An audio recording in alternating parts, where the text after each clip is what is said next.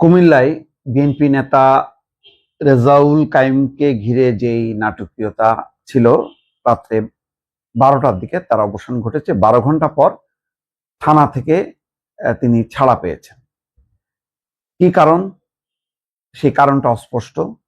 তবে বলা হচ্ছে যে সেখানে পরিবহনে চাঁদাবাজির অভিযোগ ছিল, সেই বিষয়ে তাকে আটক করা হয়েছিল। তারপরে দীর্ঘ সময় জিজ্ঞাসাবাদের পর সত্যতা না পেয়ে তাকে ছেড়ে দেওয়া হয়েছে। ঘটনা হয়তো এটাই সত্য।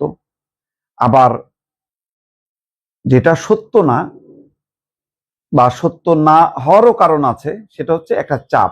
এখনো পুলিশ আগের মতো অবস্থানে নেই যে খুব শক্ত অবস্থানে থাকবে এবং চাপের মুখেও অনড় থাকবে, বা চাপ মুক্ত করার জন্য অন্যান্য পুলিশরা এগিয়ে আসবে এবং আরো যারা চাপ তৈরি করছে তাদের বিরুদ্ধে অ্যাকশন নেবে। সেই অবস্থানে পুলিশ এখন নেই। এখন এই ঘটনার দুইটা দিক আমি গতকালকেও বলেছি যে বলা হচ্ছে বিএনপির সাধারণ সম্পাদক সহ অন্য নেতাদের জিম্মায় তাকে ছেড়ে দেওয়া হয়, তাহলে শুধুমাত্র জিজ্ঞাসাবাদের জন্য থানায় আটক করে নিয়ে আসাটা বিশ্বাসযোগ্য না। তার মানে পুলিশ সুনির্দিষ্ট পুলিশের কাছে অভিযোগ ছিল এবং হয়তো তারা মামলা করতে চেয়েছিল, কিন্তু শেষ পর্যন্ত সেই বিষয়টা তারা আগায়নি, কারণ থানা ঘেরাও করা ছিল, পরিবহন ব্যবস্থা বন্ধ করে একটা লকডাউন পরিস্থিতি তৈরি করেছিল বিএনপির নেতাকর্মীরা। তো এটার ফলাফল হলো এই যে ভবিষ্যতে ক্ষমতাসীন দলের নেতাকর্মীদেরকে আটক করার বেশ পুলিশের জন্য ঝুঁকিপূর্ণ হবে। সব জায়গায় এইভাবেই কুমিল্লা স্টাইলে মানে থানা ঘেরাও হবার একটা নজির তৈরি হলো, সেটা অনুসরণ করতে পারে।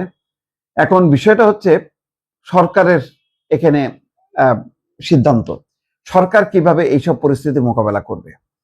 এগুলোকে প্রশ্রয় দেবে, আশ্রয় দেবে?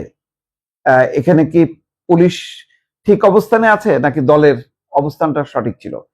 এইগুলো বিচার বিশ্লেষণ করে যেটা সঠিক ন্যায়ানুগ পন্থা, সেই দিকে যদি মানে অগ্রসর না হয়ে কেবলমাত্র যেহেতু ক্ষমতাসীন দল তারা একটা বিশেষ ছাড় পাবে, এই মানসিকতা যদি চলতে থাকে, তাহলে আইন শৃঙ্খলা পরিস্থিতির অবনতি ঘটবে। কারণ আমরা 15 বছরের যে তিক্ত অভিজ্ঞতা এবং গত 18 মাসের তিক্ত অভিজ্ঞতা, দেখা যায় যে রাষ্ট্র ক্ষমতা যার সঙ্গে থাকে তারা দাপট দেখায়, তারা অন্যায় করে, তারা মব তৈরি করে, তারা ঘেরাও করে, এবং তখন তার কাছে প্রশাসন বা সরকার নতি স্বীকার করে।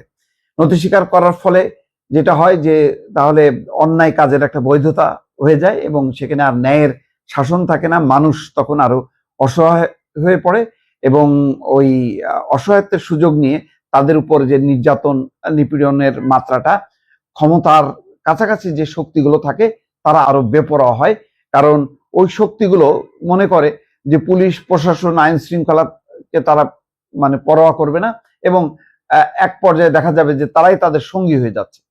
ফলে সব মিলায় এই বিষয়টা, যে ঘটনাটা ঘটে গেল, সেইটা যেই অভিযোগ ছিল কুমিল্লার অন্যতম বৃহৎ এবং ব্যস্ততম শাসনগাছা বাস টার্মিনাল কেন্দ্রিক যে চাঁদাবাজি, সেই চাঁদাবাজির ঘটনায় এই ঘটছে। যাই এখন এই সরকার আমার ধারণা যে এটা ব্যাপারে তাদেরকেই ঠিক করতে হবে আর কি। ভবিষ্যতে কুমিল্লার এই ঘটনা যাতে সব জায়গায় ছড়ায় না পড়ে, তাহলে সরকার বিপাকে পড়বে এবং শুরুতেই তাদের যে জনপ্রিয়তার যে ব্যারোমিটারটা আস্তে আস্তে কিন্তু নিচের দিকে নামতে থাকবে এবং তখন তারা তুলনা করবে যে ওই আগে যা এখনো তাই।